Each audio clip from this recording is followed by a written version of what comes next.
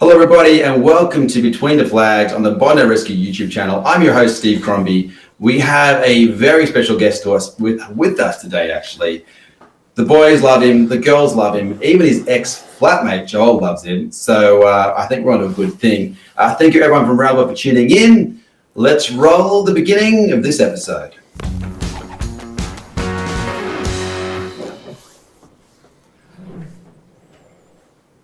Okay, we are live from audiences all around the world on YouTube and Facebook. Obviously, that's where you're watching from your channel. If you have any questions for our guests, please make sure you leave a comment below and we can ask the guest later on those questions. Also, straight after this, we have the next global launch of the Bondi Rescue series, which you guys can watch together all around the world. We're also going to announce the competition winner from last week, as well as next week. So this week's competition is: how many times does our guest feature on the thumbnails on the Bondi Rescue YouTube channel? Post a link to your favorite video and you can win a really awesome new merch pack from Bondi Rescue. So please give a warm welcome to the self-proclaimed mummy's boy, the Lord of the Rescue Board, Jackson. We've got the parental orders, we need to evacuate the water. When you see kids going under, you don't hesitate, you know, like that, you're just straight out there. It's okay, jump on here to jump on the board. It was all happening and it was something like out of a James Bond movie. You're like Aquaman. It's the most exciting thing coming down here every day and throw on the blue uniform and sort of be a part of something that's so special, working on the most iconic beach. As long as they come in one piece, that's all we're about. Jackson, that was a pretty good intro, buddy. What an introduction. That was special. It feels like you paid off our editors to make you look particularly good, but it worked. Hey, a question for you. First of all, welcome to the internet. How are you feeling? Feeling nervous? Feeling comfy? You ready for all the rapid fire questions? Yeah, it's quite the setup in this lounge room here of mine. Something different, something fun. I'm looking forward to it.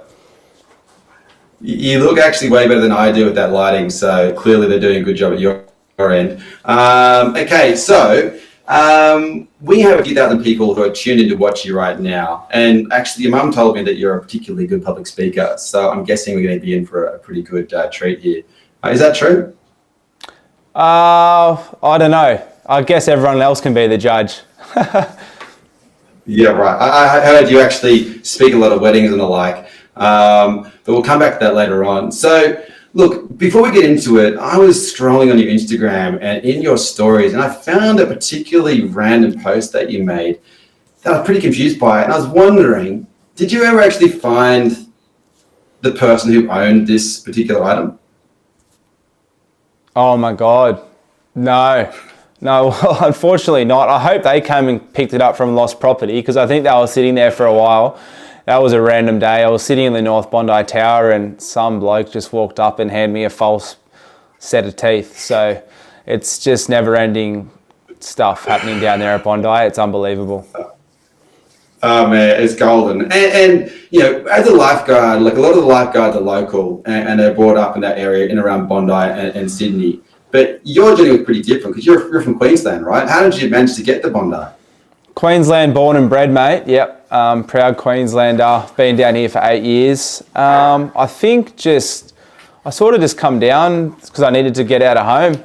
I was probably sick of living with mum and dad and thought I needed to get out and learn how to live by myself. I was getting too much done for me. So was just a way to get down and do something different, and found myself on the beach there at Bondi. So yeah, couldn't have dreamed it. Mate, you nailed it. I mean, getting stifled by your mum, but no doubt she loves the crap out of you, so that makes sense. Hey, and you started as a pretty little tacker, right? You started, in the water when you're quite young? Yeah, super young. I think I moved from Brisbane to the Sunshine Coast when I was pretty much a toddler, and was introduced to the beach very young, and then that sort of progressed into nippers, which is just sort of, for those who don't know what that is, it's sort of young surf lifesaving.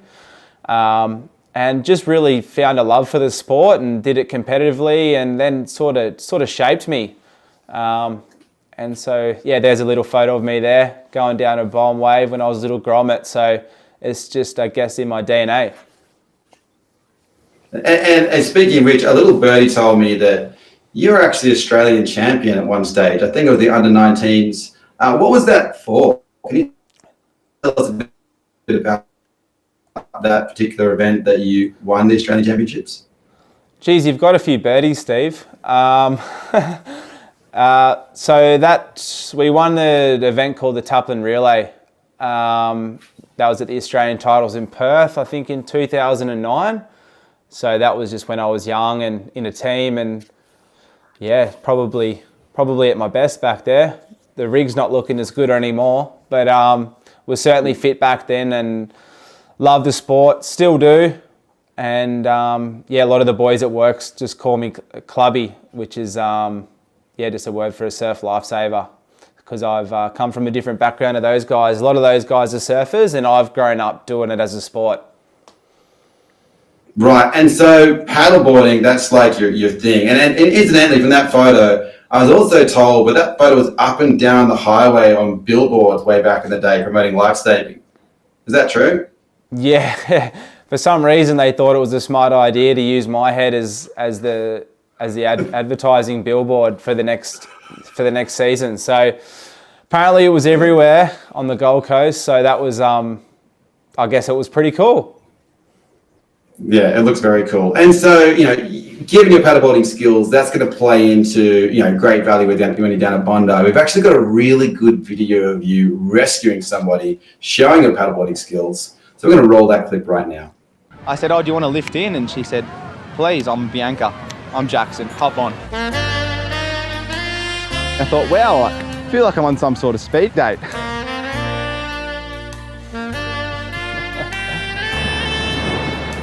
I've got her in and she's sort of gotten really up at my grill. I thought, oh, Bianca's getting a bit close here. What's doing? I'm not sure I approved this behaviour on the beach. To be fair to Jackson, he was still acting professional and he was trying to keep her at arm's length.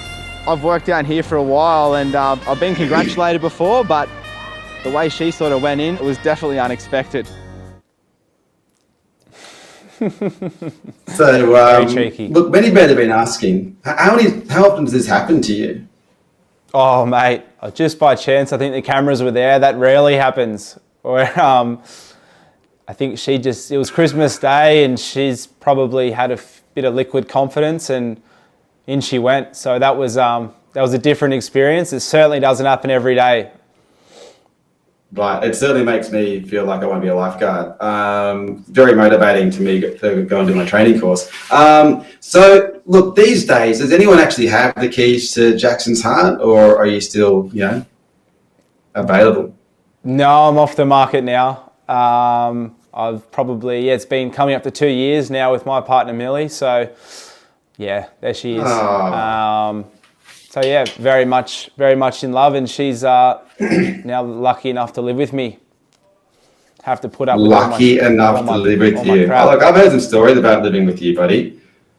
Have you now? We'll come back to that one. Hey, look, Jackson.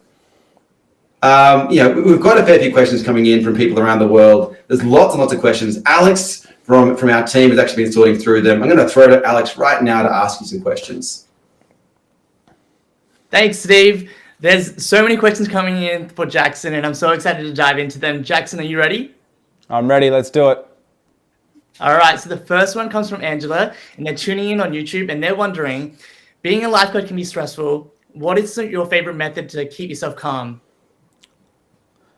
I think my favourite method, well, not a favourite method, just a method I use is just lots of deep breaths before. If we're driving in the buggy on our way to a situation, we sort of got a psychologist to come and teach us how to deal with like heavy pressure, and it's literally just taking 3 deep breaths, and it just saves you all the panic, and it just slows all your thinking down, and it sort of gets you in the right mindset to work out what you need to do and get the job done efficiently. Yeah, awesome. That's so good. I've heard a lot about breath work, and next time I feel stressed out, I'll remember that. So thank you, Jackson. Awesome. This next one comes from Deborah, and they want to know, if you weren't a lifeguard, what would you be doing? If I wasn't a lifeguard, what would I be doing? Jeez, in a dream world, I'd probably be a football player. Love my rugby league. But probably, as you can see, I don't really have the build for it. So I guess a lifeguard will have to do. That's right. You could be really fast. You could just dive through the big guys. You Oh, know? So but I the don't problem know. I is think I'm there's not still hope. fast. Looks can be deceiving. That's right. A bit I'm of not. training. A little bit That's of it. training. That's it. All right. And last question for now. From Facebook, this is from Kate. What was your most frightening rescue? My most frightening rescue, there's been a few. Probably when the swell's up. I've just found myself, I noticed Baggers last week mentioned a rescue at Tamarama. It's probably, people who out there might not know, but we actually work at 3 beaches, and Tamar's probably the sketchiest one or the most dodgy because there's rocks involved.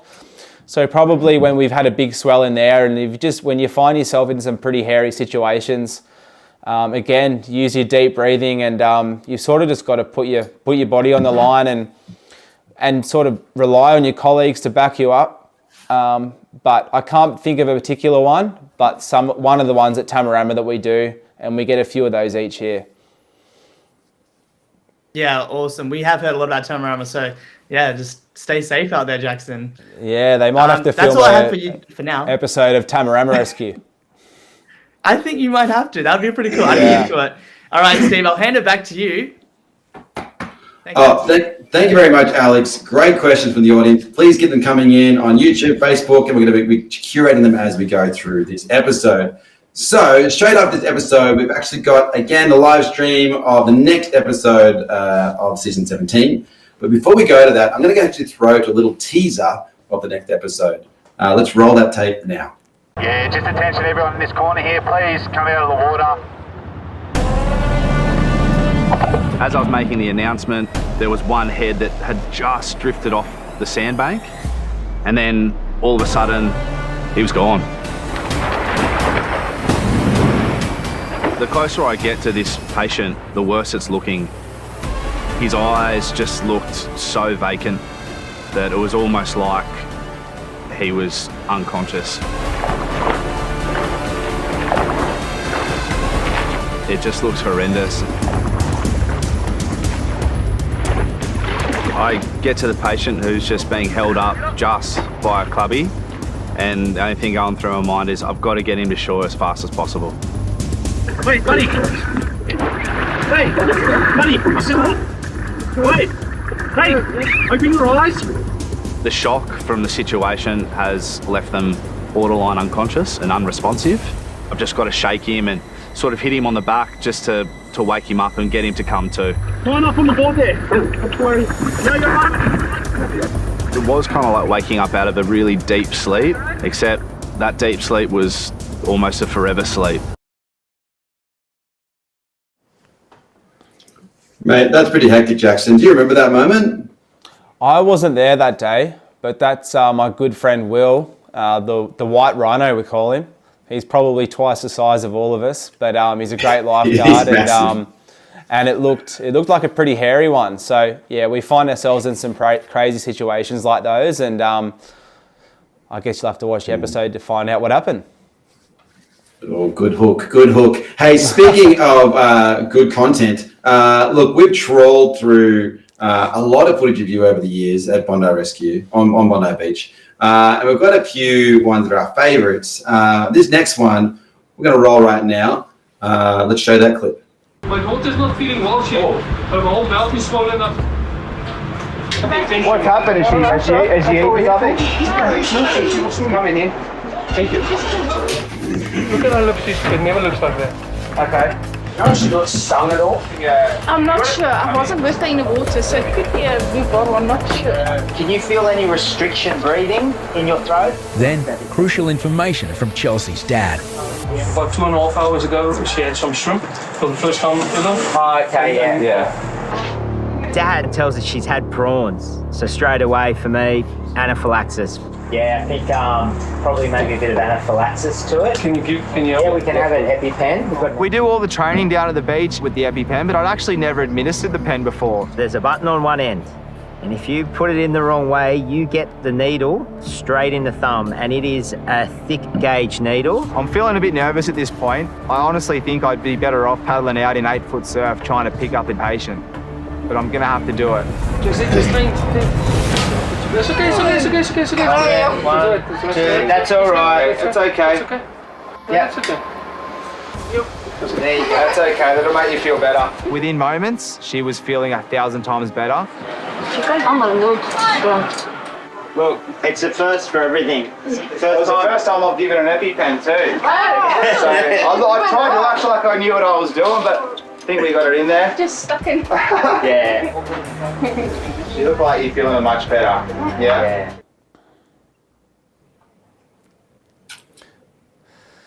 There you have it. Mate, you're looking a bit nervous there. How are you feeling? At the time, I was feeling I was a bit nervous. Like I said on the clip there, didn't really know.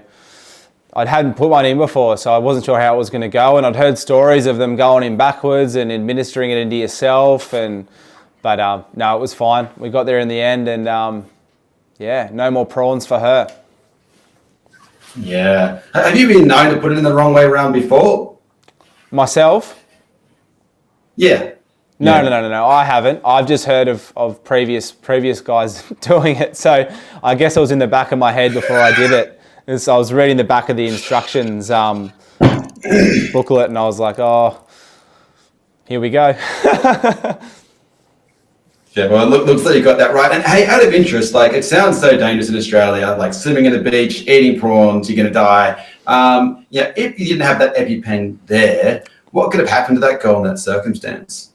Yeah, so her airways could have they would have begun to start to shut up because she gets all swollen from the reaction. So it's, she can die. So it's lucky that we have those at work and that we're trained to administer them.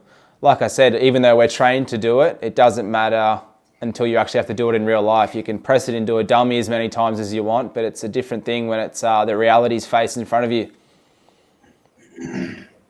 Mate, saving lives every day. It's pretty impressive what you do on a daily basis, what all the lifeguards do down at Bondi, which is actually why I love the show so much. But speaking of loving the show, this next clip is probably one of my favorite clips of you at Bondi Beach. We're going to roll this clip right now. Unaware that Jackson is in fact there to save him, the man is confused. It was quite tough to get him in because there was definitely a language barrier. Lie down like this. No, jump on. No, jump on. You sort of just got to use your hands and say, mate, you got to get on this board, hey. Hop on. Hop on the board. Hey, brother, hop on the board. Finally, everything seems to make sense. Sometimes it takes longer than others, but we ended up getting him on. But then, Jackson discovers there's something foreign down under. Jesus, has this bloke got any ducks on? Yes, my man, he's on. Yeah, I'm not sure whether these undies that he had on were like biodegradable or something, but there didn't seem to be much of them. It was safe to say that it was a full moon on the way in.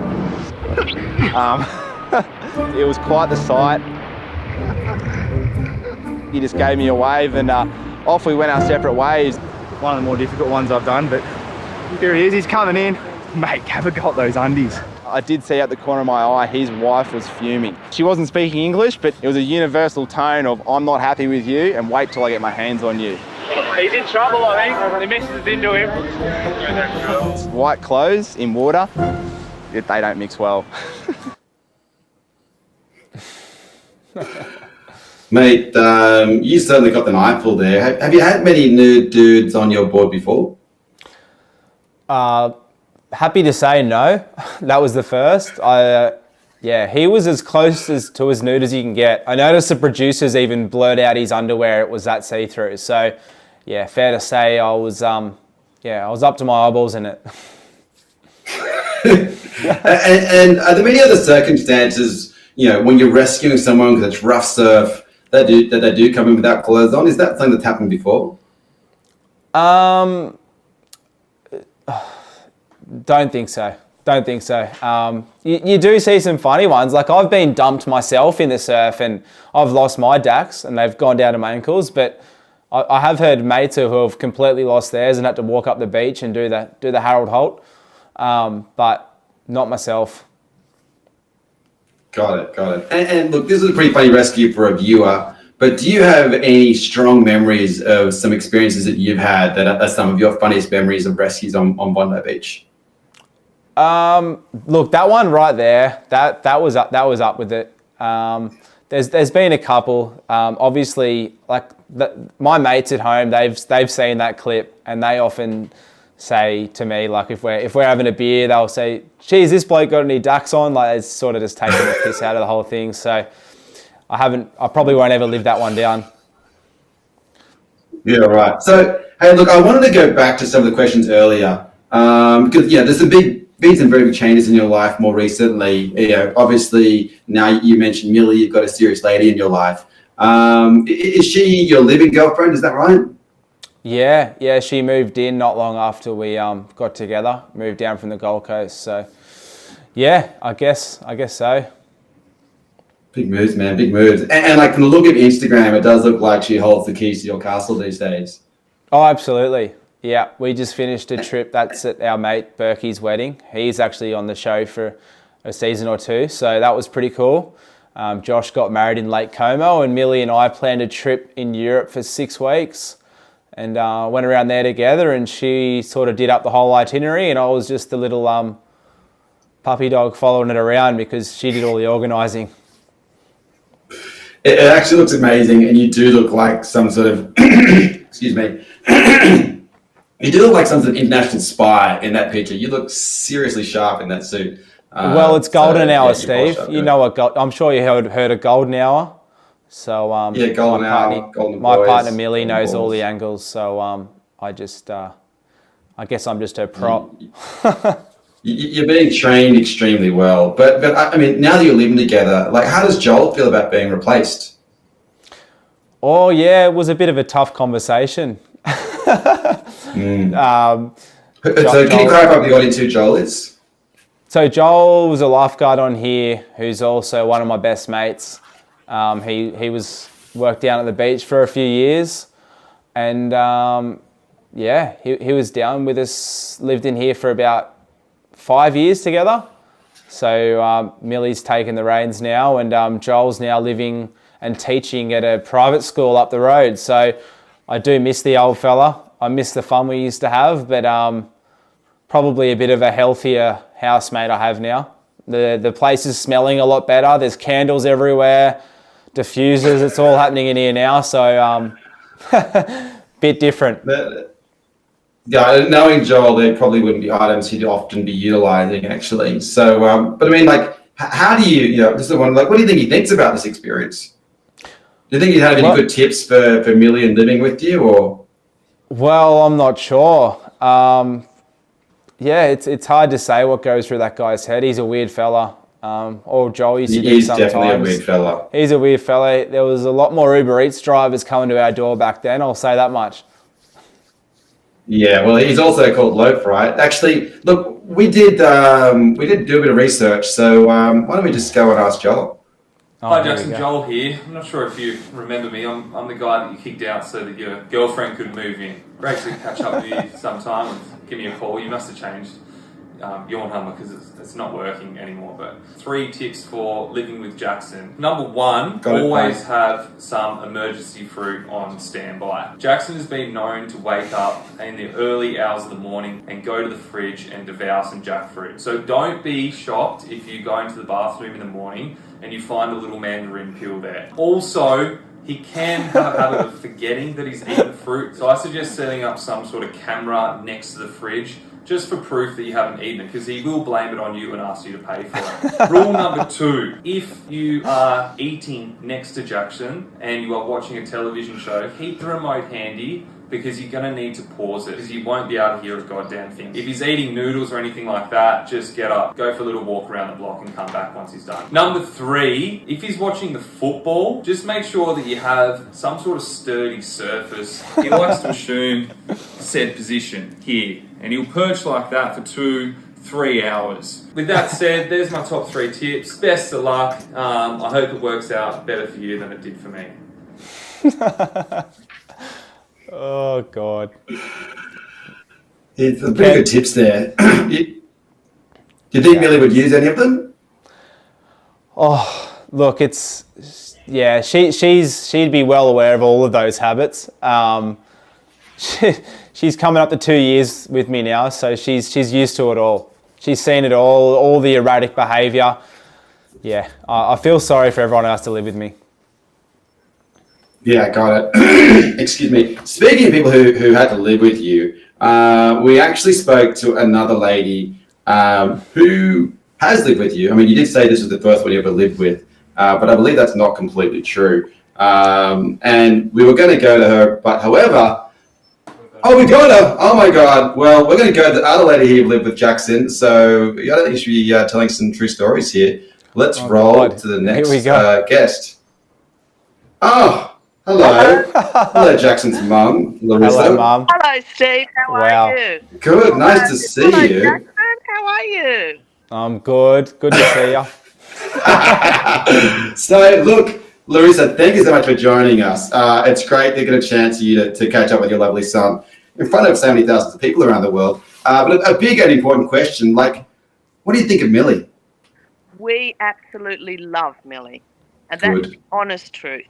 Good. She brings out the best in Jackson, and they have a lot of common interests because Millie was brought up in surf lifesaving as well. So, Got it. And so do you think she's a good match for your son? I think she's an excellent match for our son. Yes, I really do.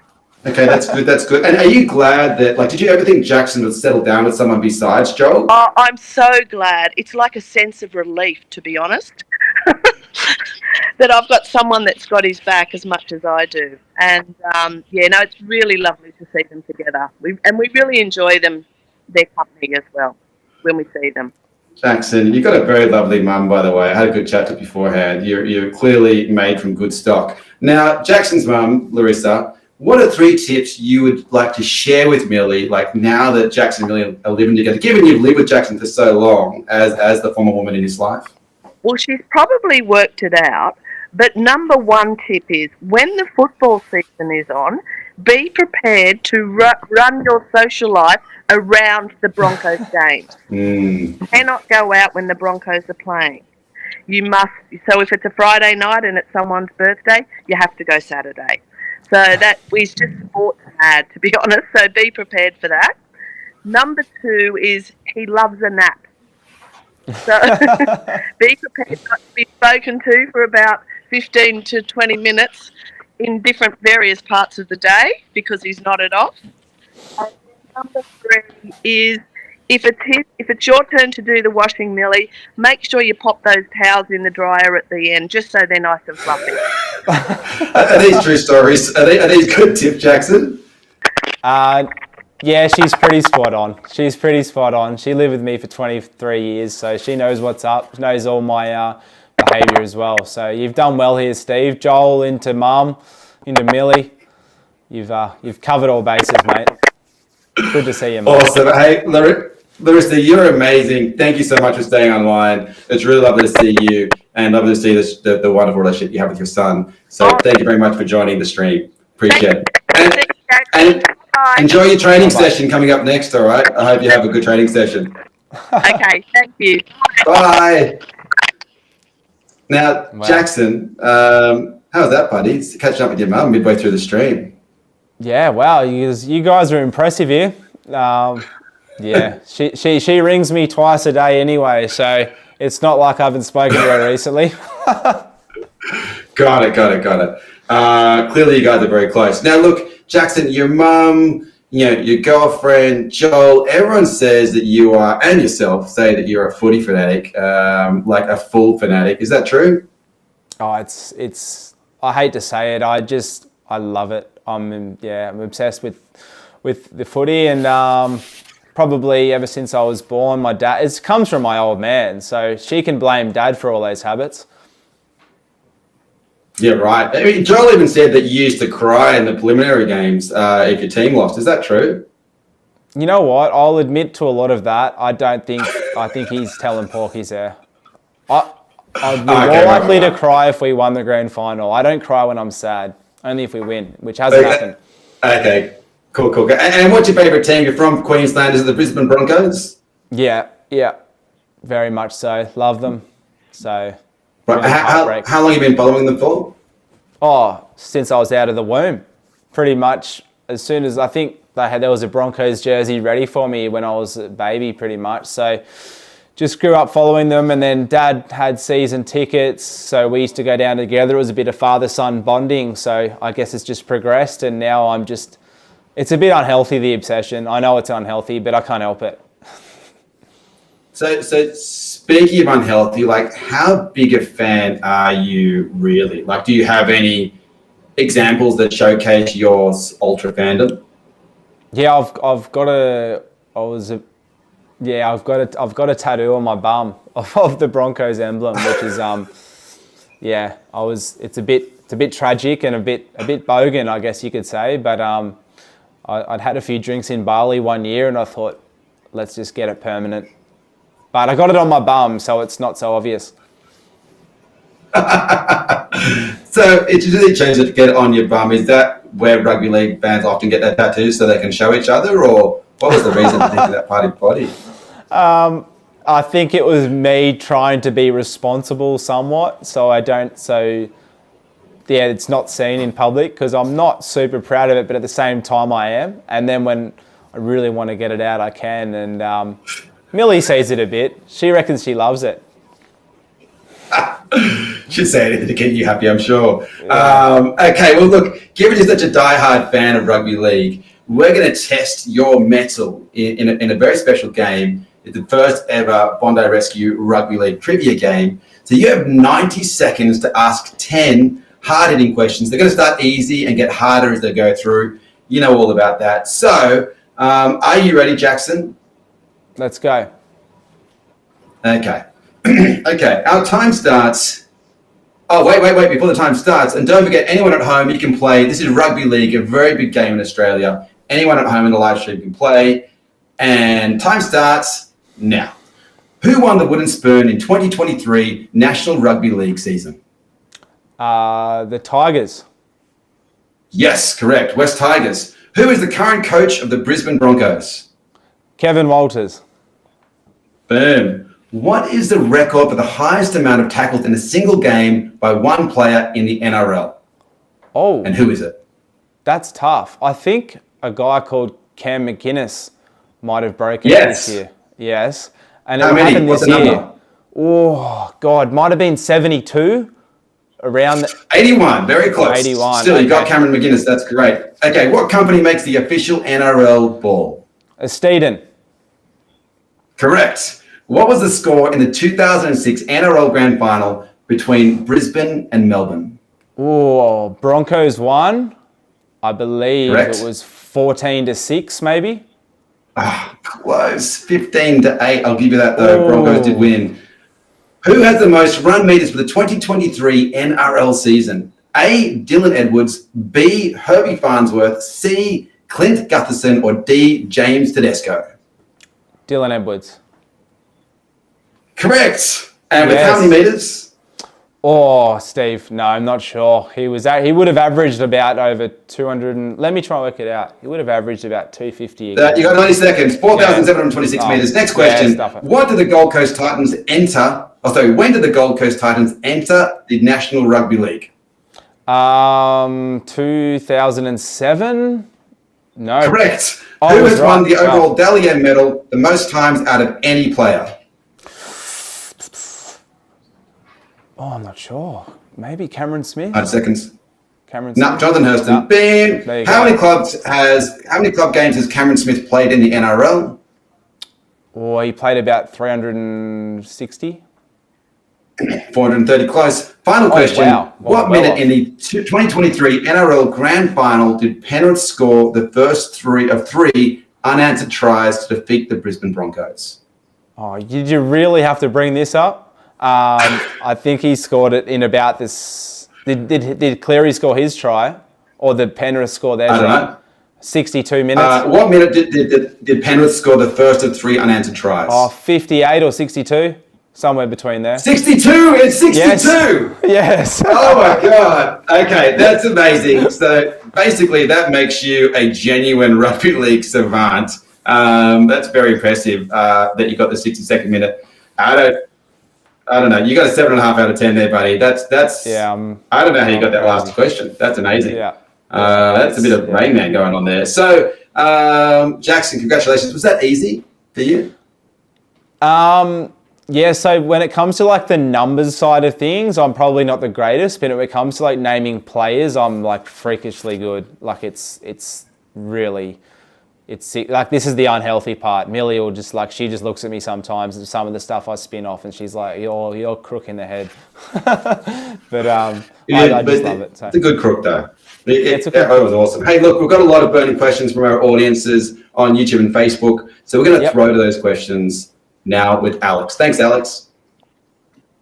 Thank you, Steve. We've got lots of questions coming through, so I had to just handpick two. We've got two last ones for you, Jackson, on my side. This first one comes from Jelly of Oz on YouTube, and they're wondering, are there any other famous beaches you'd like to work out in the world? Oh, that's a really good question. I would love to work in the States maybe one year and try something like maybe like at Florida or like one of those super busy beaches on the West Coast as well. So yeah, the US, and also one that I think is every sort of lifeguard's dream would be to work like around the Oahu in Hawaii, where this like pipeline and stuff is, just to see those Hawaiian lifeguards. They're special dudes. So that would be cool as well. Yeah, awesome. And the last question on my side, it can be really stressful when you're giving out instructions and orders to people, and a lot of people, often you get people that disregard your warnings. So do you get to a point where you can kick them off the beach, or do you always have to bring in the police to remove those people that ignore your warnings of, you know, dangerous tides and rip tides and dangerous conditions when it comes to swimming on the beach? Yeah, absolutely. Like, it can get super frustrating. We don't actually have any jurisdiction to make them or force them to leave, but we can ask them to leave. And 8 times out of 10, they'll listen and they'll leave, because we'll just threaten with the police coming down anyway. So we can ask them to leave. They usually do leave, but if they don't, then we'll just get the police down, because there's a police, I'm having my police cop shop across the road, so they'll just come and give us some assistance. Yeah, awesome. Well, that comes in handy then. Thank you for answering all our questions. That's all I have time for today. So I'm going to hand back to Steve to have your final words with you. Thanks, Jackson. Great. Thank you, Alex. They were awesome questions. I appreciate you fielding those. So for those of you who tuned in, the winner of last week's competition, for how many times did I say Bagus? The answer was 20. And the winner is Mandy Dubs. So well done, Mandy. You're going to get a Bondi Rescue merch pack. And a reminder that this week's competition is for this lovely man on the right here of your screen, Jackson. How many times is Jackson featured on the thumbnails on the Bondi Rescue YouTube channel? You need to post that in the comment section of this video, as well as a link to your favorite video of Jackson.